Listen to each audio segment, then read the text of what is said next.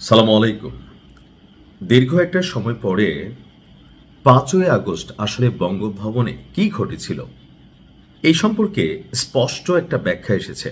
আর এই ব্যাখ্যাটা এসেছে খুবই অথেন্টিক একজন পার্সন থেকে, যিনি এখন পর্যন্ত রাষ্ট্রপতির পদে দায়িত্ব পালন করছেন, অর্থাৎ মোহাম্মদ শাহাবুদ্দিনের কাছ থেকে।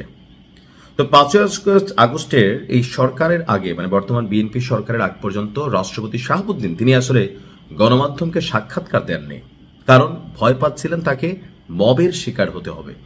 তো চলুন ৫ই আগস্ট আসলে কি ঘটেছিল, ভিডিওটি একটু লম্বা হবে বাট মনোযোগ দিয়ে শুনবেন। ২০২৪ সালের ৫ই আগস্ট আওয়ামী লীগ সরকার পতনের আন্দোলনে যে জনবিস্ফোরণের রূপ নিয়েছিল, সেদিন আসলে কেউই আজ করতে পারেনি যে কি ঘটতে চলছে। রাষ্ট্রপতি বলছেন, যখন বিক্ষোভকারীরা গণভবন অভিমুখে, তখন আমাকে জানানো হলো যে কোনো মুহূর্তে প্রধানমন্ত্রী বঙ্গভবনে আসবেন। ঘড়ির কাঁটায় সময় তখন ১২টা। আমাকে জানানো হলো যে তিনি প্রস্তুতি নিচ্ছেন বঙ্গভবনে আসার জন্য। এর আগে আমরা আচরই করতে পারিনি যে আসলে কি ঘটতে যাচ্ছে, অর্থাৎ রাষ্ট্রপতি শাহাবুদ্দিন চুপ্পু তিনি আসলে ওই দিনের বা ৪ই আগস্ট ৩ই আগস্ট আওয়ামী লীগের যে বেশ কয়েকটি মিটিং হয়েছিল, বা এখানে অনেক ঘটনা ঘটতে যাচ্ছে, বা সরকারের পতন হবে, বেশ কয়েক দফা বিভিন্ন দপ্তরের সাথে মিটিং হয়েছিল, তিনি এগুলো সম্পর্কে খুব বেশি জানতেন না। তার বক্তব্য হচ্ছে এটা, তিনি বলছেন যে উনি যখন এখানে আসবেন বলেছেন এবং হেলিকপ্টার রেডি, তখন আমরা ঘটনার ভয়াবহতা সম্পর্কে ধারণা করতে পারি। এখানে যারা সিকিউরিটি ছিল সবাই পজিশন নিয়ে নিল, অর্থাৎ বঙ্গভবনের নিরাপত্তা দায়িত্বে থাকা বিভিন্ন যে ফোর্সরা আছে তারা প্রস্তুতি নিল অন পজিশন। দুপুর 12:30টার দিকে আবার আমাকে ফোন আসলো আমার কাছে, জানানো হলো তিনি এখানে আসছেন না। যখন জেনেছি তখন আমরাও সতর্ক ছিলাম, বিভিন্ন মারফত কিছুটা খবরও পাচ্ছিলাম। এর কিছুক্ষণ পরই আমি শুনতে পেলাম যে উনি দেশ ছেড়েছেন।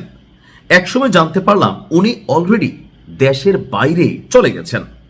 সব মিলিয়ে 30 থেকে 40 মিনিটের মধ্যে সামগ্রিক ঘটনা প্রবাহে খুব দ্রুত পরিবর্তন দেখতে পাচ্ছিলাম। অর্থাৎ আমরা যখন শুনেছি শেখ হাসিনা পালিয়েছেন, এর অনেক আগেই তিনি আসলে চলে গেছেন, ইভেন ভারতে পৌঁছে গেছেন। রাষ্ট্রপতি বলছেন, সেদিন বিকাল 3টার দিকে প্রথম সেনাবাহিনী প্রধান জেনারেল ওয়াকারুজ্জামান আমাকে টেলিফোনে সব ঘটনা বিস্তারিত অবহিত করেন। সশস্ত্র বিভাগ থেকে আমার কাছে ফোন আসে। পরে জানানো হলো ওয়াকার সাহেব সাংবাদিকদের সামনে আপনার ব্রিফিং করবেন এবং সম্পূর্ণ পরিস্থিতি নিয়ে একটা ব্রিফ দিবেন। তো তিনি ব্রিফিং করলেন, আমরা টেলিভিশনে দেখলাম। উনি বললেন প্রধানমন্ত্রী দেশ ত্যাগ করেছেন। তো দেশবাসী আশ্বস্ত হলো যে তিনি অলরেডি দেশান্তরী হয়েছেন। তারপর আমাকে সেনাপ্রধান ফোন করে জানালেন যে তারা আসছেন। সেনাবাহিনী, নৌবাহিনী, বিমান বাহিনী এবং 3 বাহিনীর যে প্রধান 3 জনই বঙ্গভবনে এলেন এবং আমার সাথে সকল বিষয় নিয়ে আলোচনা করলেন। তখন আমি প্রায় কিংকর্তব্য বিমূঢ় অবস্থা, কি করা যায়, কিভাবে কি হবে, এইসব নিয়ে আমরা আলোচনা করলাম প্রায় 2 থেকে 3 ঘন্টা। তো সিদ্ধান্ত হলো সব রাজনৈতিক দলের নেতৃবৃন্দকে ডাকা হবে। এই কাজে সেনাবাহিনীর টিম নিযুক্ত ছিল, তারপর ওনারা চলে গেলেন। সেনা সদরে দেশের রাজনৈতিক দলের নেতৃবৃন্দকে একত্র করা হলো। বৈষম্যবিরোধী ছাত্র আন্দোলনের নেতাদের মধ্যেও কেউ কেউ ছিল।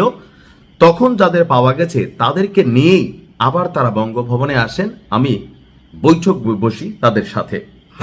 ওই বৈঠকে দেশের শান্তি এবং স্থিতিশীলতার বিষয়টি সর্বাধিক গুরুত্ব দিয়েছে। কিভাবে কোন ধরনের সিদ্ধান্ত নিলে মানুষ স্বস্তি পাবে, দীর্ঘ আলোচনা হয়। আমার সভাপতিত্বে সভাটা হয়। সেনাপ্রধান সঞ্চালনা করলেন, পুরো পরিস্থিতির ব্যাখ্যা দিলেন। সেই বৈঠকে বেশ কয়েকটি প্রস্তাব আসে। মূল 3টি প্রস্তাব উত্থাপন করা হয়। প্রথম হচ্ছে তত্ত্বাবধায়ক সরকার, দ্বিতীয় সর্বদলীয় বা জাতীয় সরকার এবং অন্তর্বর্তী সরকার। যে নামই ডাকা হোক না কেন, লক্ষ্য উদ্দেশ্য থাকবে অভিন্ন। তো তত্ত্বাবধায়ক শুনলে 111-এর মতন শোনাবে। আবার সর্বদলীয় হলে এই সরকার দীর্ঘমেয়াদী হতে পারে, সেজন্য ফাইনালি নানান দিক বিবেচনায় অন্তর্বর্তী সরকারের ইস্যুটা সামনে আসলো। এই সিদ্ধান্ত হলো, আর আমার উপর দায়িত্ব পড়লো জাতির উদ্দেশ্যে ভাষণ দিয়ে জাতিকে আশ্বস্ত করা।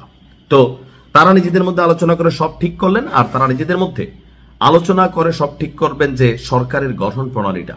এই সিদ্ধান্তটা হওয়ার পর প্রফেসর আসিফ নজরুল সাংবাদিকদের কাছে পরিস্থিতি বিবৃতি তুলে ধরেন।